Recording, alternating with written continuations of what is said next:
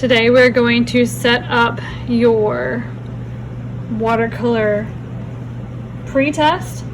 So practicing a couple techniques before we dive into our project. You're going to get a little watercolor bookmark. So I'm going to show you how to set this up first. Then we're going to be talking about how to do a wash, a wet and wet, or wet on wet, dry brush, resist, blot, scrape, salt, and rubbing alcohol. So what you're going to do is, once you have made this card, make sure that you tape it so it doesn't curl. So you just need a small piece of masking tape, roll it up on itself. Okay, put it here. Make sure that your name and class period is at the top. So I'm just tearing off little pieces. Okay, so I have that. Set that off to the side. Now to make that and the markings on that for the bookmark, okay, you're going to use a ruler and mark at, hopefully you can see that, 1.5 inches, put a tick mark, 2 inches, 3.5, 4, 5.5, 6, 7.5, and then at 8. And then you're going to turn it, and then you're going to put it at 1.5. So once you have that, then make sure your ruler is lined up to the edge of the paper. Okay, flush with the edge, and then draw your line to the middle.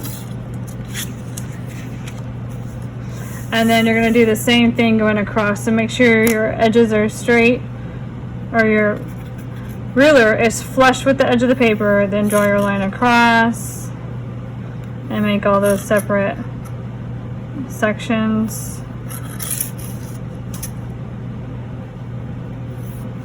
This is to help you organize your different techniques.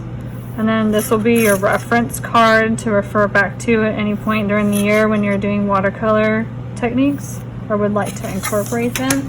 So once I teach the techniques, it's pretty much open if you want to do it somewhere else. Okay, or use it on another project. Put your name, class period, and then write pretest and watercolor. Then the first one, I still have all my measurements. You don't have to write the numbers for the measurements, but first one you're going to write wash. Okay, and the second one is wet and wet. Okay, and then dry brush, resist. Next one is blot, scrape, salt, and rubbing alcohol. Alright, so once you have that, tape it to the back, and then you're ready to get started. So you are going to want to set up your table with, make sure you have a bucket of water, a brush, if you've got some rubbing alcohol, okay, at home. Lots of people have it at home. If you do not have it at home, then skip that one for now. Salt, and what else do I have here? For the wax resist at home, you can just use a crayon, but I have actual wax sticks here to experiment with. And then I think, maybe, where did it go? And then a toothpick. Okay, so you need all of those things kind of at your side. Of course, you need your set of watercolors. So when you are working with watercolor, it's the first time you're opening it up today, and none of them are moist yet, so they dry, and they don't dry out, but they do dry and they get used up. But you're going to want to wet your brush and liven up your colors. So to liven up, I have my brush is wet, and I'm just going to squeeze and drop.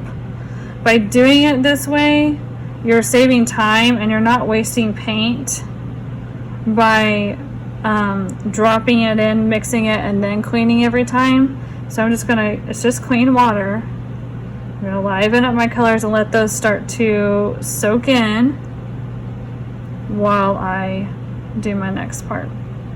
Okay, you want to also make sure that you have a paper towel or an old rag that you can use as we do this. All right.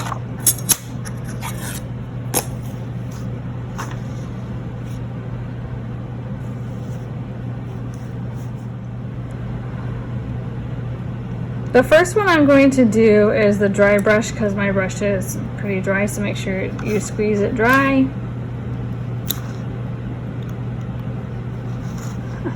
Squeeze it dry. Okay, my colors have been soaking in, so I'm just going to do the dry brush, and you can just, didn't do anything. Our brush may have been a little bit wet, but you can just do sections of that. Pretty easy.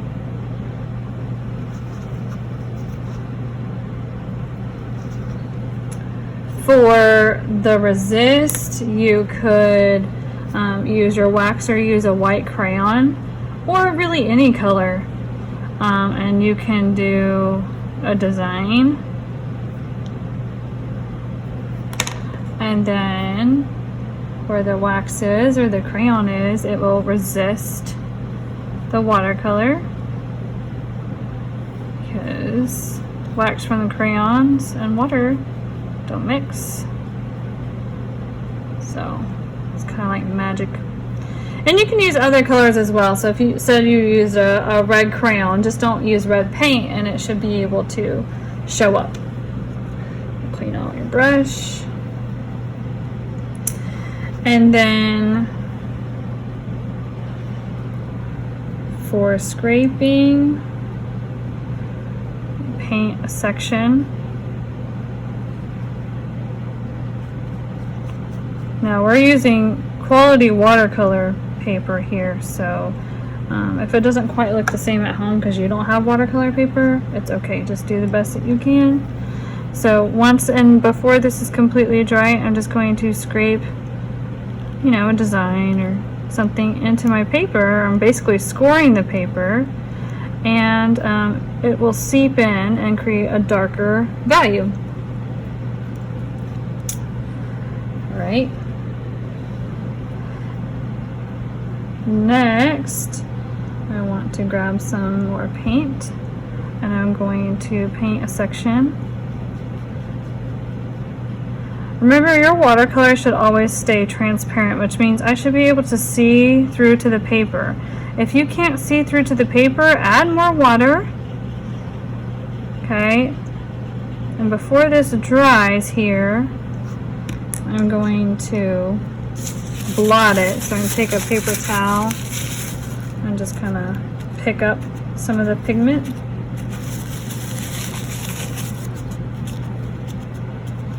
So you can create different textures with that.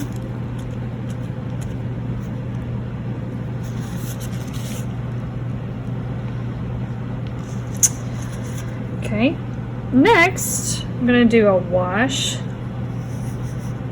So I'm going to do, I don't really want to use yellow because it won't show up. So let's do red.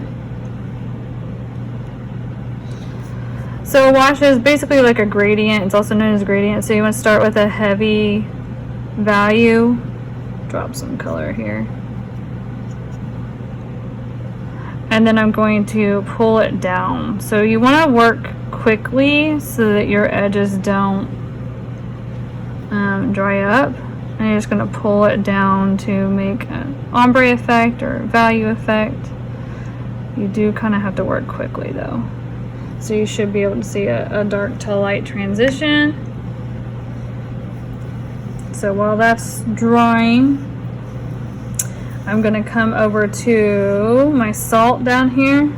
The salt one works really well if you kind of layer your colors. So I'm going to do blue. And then same in the same color family. I want to drop some green maybe. Maybe you can do some mixing if you wanted to. Okay, make my own blue green. Now while it's still wet, you're going to use the salt. Just table salt's fine. Don't eat this stuff, lots of fingers in here. And then you're gonna drop it, and the salt will absorb the pigment and then create this starburst effect looking texture.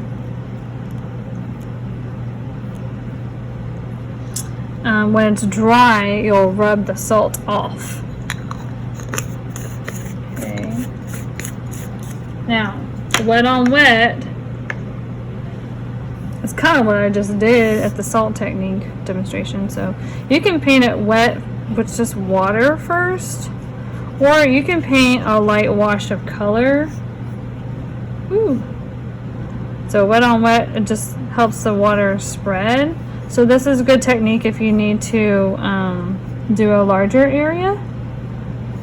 And you can also blend your colors like this. Maybe I drop a little bit of orange in here. Wet on wet. Alright, and then one of my favorites is rubbing alcohol. I don't know why I have this water bucket on the wrong side. Okay, rubbing alcohol, you're going to want to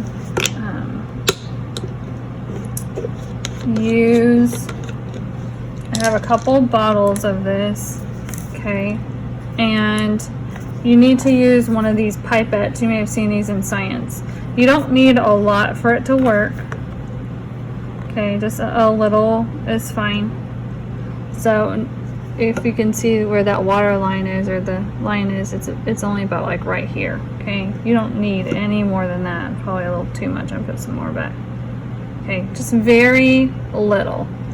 Then what I'm going to do is I'm going to paint this section.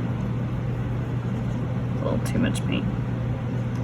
Add some water so it's nice and transparent.